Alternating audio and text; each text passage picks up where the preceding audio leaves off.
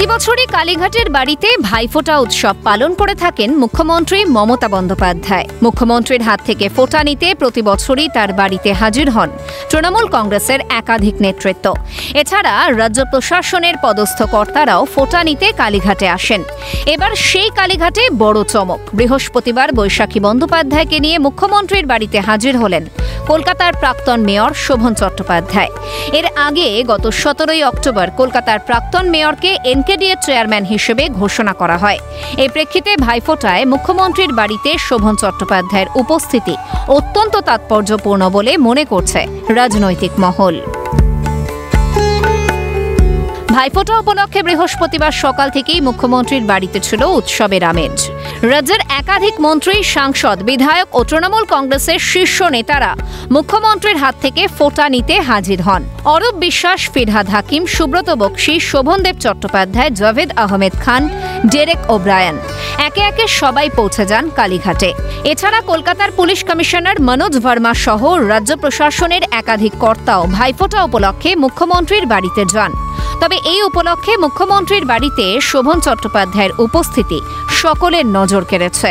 এদিকে মুখ্যমন্ত্রীর কাছ থেকে ফোঁটা নিতে পেরে স্বভাবতই আপ্লুত শোভন চট্টোপাধ্যায়। তার দাবি, উনি যখন যে দায়িত্ব আমাকে দিয়েছেন সেটাই নিষ্ঠার সঙ্গে আমি পালন করার চেষ্টা করেছি। আমার সম্পূর্ণ শ্রদ্ধা, নির্ভরতা মমতাদির উপর। আর মমতাদি মন ভরে ভালোবেসে আমাকে দায়িত্ব দেন, সেই আশীর্বাদ করেন, এগিয়ে যাবার পথ দেখেন, সেটুকুই আমার কাছে সবচেয়ে বড় পাওনা। আশীর্বাদ দিদির কাছে সমস্ত পথে, যখন যেভাবে যে দায়িত্ব আমি নিয়েছি, সেই 1985 সালে কাউন্সিলর হওয়ার থেকে আর আজকে 2025 সালে এনকেডিএ চেয়ারম্যান, সবটাই দিদি ভাবনা চিন্তা করেছেন, দায়িত্ব দিয়েছেন। আর সেই দায়িত্বটাকে পূরণ করাটা আমার কর্তব্য আমি জানি। সিনসিয়ারলি, ডিগনিটি নিয়ে এবং সমস্ত ধরনের এফোর্ট দিয়ে সেই কাজটাই করতে হবে জানি আমি, এবং সেটাকেই করার চেষ্টা করব।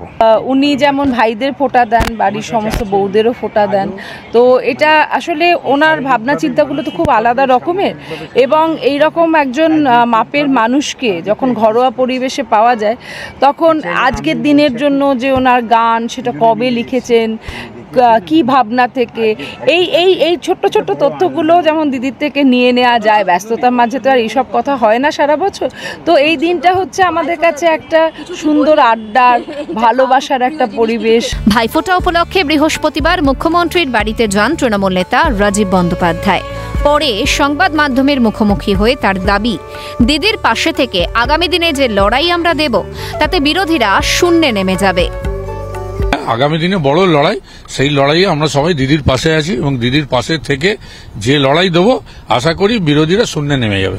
তৃণমূল সূত্রে খবর, গত কয়েক মাসে মুখ্যমন্ত্রী মমতা বন্দ্যোপাধ্যায়ের সঙ্গে শোভন চট্টোপাধ্যায়ের সম্পর্কের বরফ অনেকটাই গলেছে। সম্প্রতি এনকেডিএ চেয়ারম্যান হিসেবে তাকে দায়িত্ব দিয়ে মুখ্যমন্ত্রী কার্যত বার্তা দিয়েছেন, অভিজ্ঞ প্রশাসক হিসেবে তার উপর আস্থা রয়েছে সরকারের। রাজনৈতিক বিশ্লেষকদের একাংশের মতে, ভাইফোঁটা উপলক্ষে মুখ্যমন্ত্রীর বাড়িতে শোভনের উপস্থিতি তার তৃণমূলে ফেরায় শিলমোহর দিয়েছে।